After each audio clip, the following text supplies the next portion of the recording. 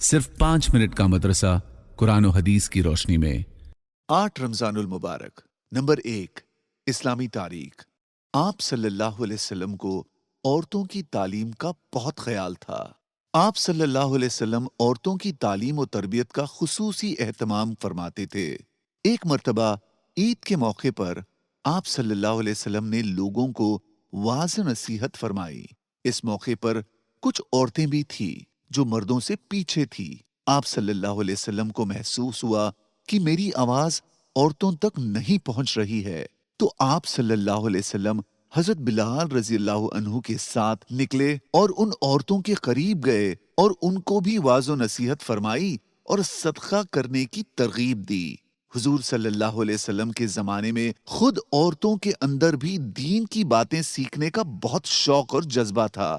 چنانچہ بخاری شریف کی روایت ہے کہ ایک مرتبہ ایک خاتون حضور صلی اللہ علیہ وسلم کی خدمت میں حاضر ہوئی اور کہنے لگی، یا رسول اللہ، مرد حضرات دین کی باتیں سیکھنے میں آگے بڑھ گئے، کیونکہ وہ تو ہر وقت آپ کی خدمت میں حاضر رہتے ہیں اور دین کی باتیں سیکھتے ہیں، لیکن ہم عورتوں کو تو ایسا موقع نہیں ملتا، اس لیے ہمارے لیے بھی کوئی ایک دن مقرر کر دیجئے جس میں ہم آپ کے پاس آئیں اور آپ ہمیں وہ باتیں سکھائیں جو اللہ نے آپ کو بتائی ہے۔ آپ صلی اللہ علیہ وسلم نے فرمایا، تم لوگ فلاں فلاں دن فلاں فلاں جگہ میں آ جایا کرو۔ چنانچہ عورتیں ایک جگہ جمع ہو جاتی تھی اور آپ ان کے پاس جا کر ان کو وہ باتیں بتاتے جو اللہ نے آپ کو بتایا تھا۔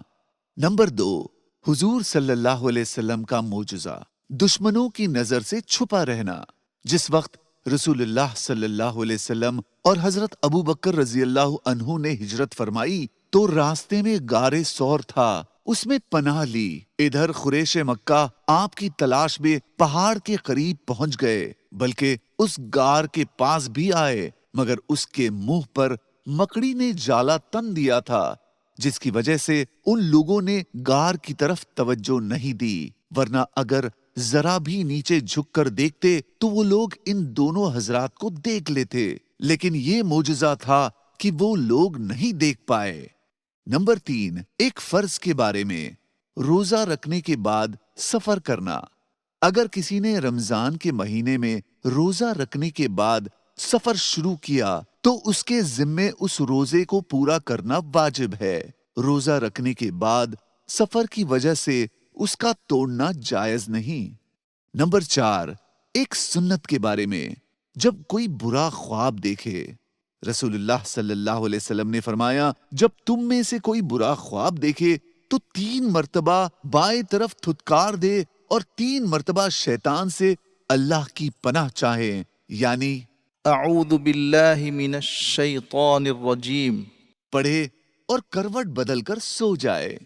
نمبر 5، ایک اہم عمل کی فضیلت، آزمائش پر صبر کرنا۔ رسول اللہ صلی اللہ علیہ وسلم نے فرمایا، جب اللہ تعالیٰ لوگوں سے محبت فرماتے ہیں تو ان کو مصیبتوں میں ڈال کر آزماتے ہیں، چنانچہ جو صبر کرتا ہے اس کے لیے صبر کا اجر لکھ دیا جاتا ہے، اور جو بے صبری کرتا ہے تو اس کے لیے بے صبری لکھ دی جاتی ہے، پھر وہ روتا پیٹتا ہی رہتا ہے۔ نمبر 6، ایک گناہ کے بارے میں، بڑے گناہ۔ رسول اللہ صلی اللہ علیہ وسلم نے فرمایا، گناہ کبیرہ یہ ہے اللہ کے ساتھ کسی کو شریک ٹھہرانا، والدین کی نافرمانی کرنا، کسی کو جان بوجھ کر قتل کرنا اور جھوٹی قسم کھانا۔ نمبر 7، دنیا کے بارے میں، دجال کے فتنے سے حفاظت۔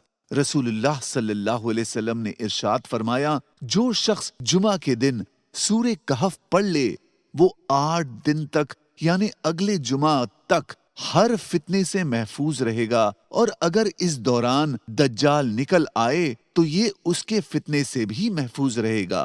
نمبر 8، آخرت کے بارے میں، عرش کا سایہ۔ رسول اللہ صلی اللہ علیہ وسلم نے فرمایا، اللہ تعالیٰ 7 لوگوں کو اپنے سائے میں جگہ دیں گے، جس دن سوائے اس کے سائے کی کوئی سایہ نہ ہوگا۔ اس میں سے ایک وہ شخص بھی ہے جس نے اتنا چھپ کر صدقہ دیا کہ اس کا بایاں ہاتھ بھی نہیں جانتا کہ دائیں ہاتھ نے کیا صدقہ کیا ہے۔ نمبر 9، तिब्बे नबवी से इलाज, दूध के साथ खजूर खाना। हजरत अबू खालिद रहमतुल्लाह अलैह फरमाते हैं कि मैं एक शख्स के पास आया, वो दूध के साथ खजूर खा रहे थे। उन्होंने मुझसे कहा कि आइए, क्योंकि हुजूर सल्लल्लाहु अलैहि वसल्लम ने उन दोनों को सबसे उम्दा चीज फरमाया है। नंबर 10, नबी सल्लल्लाहु अलैहि वसल्लम की नसीहत, हलाल तरीके से माल कमाओ। रसूलुल्लाह सल्लल्लाहु अलैहि वसल्लम ने फरमाया, ऐ लोगों, अल्लाह ताला से डरते रहो और कमाई में हलाल तरीका इख्तियार करो, इसलिए कि कोई आदमी अपनी मुकद्दर की रोजी पूरी करने से पहले दुनिया से जाने वाला नहीं है। लिहाजा हलाल चीजों को इख्तियार करो और हराम को छोड़ दो। जज़ाकल्लाह।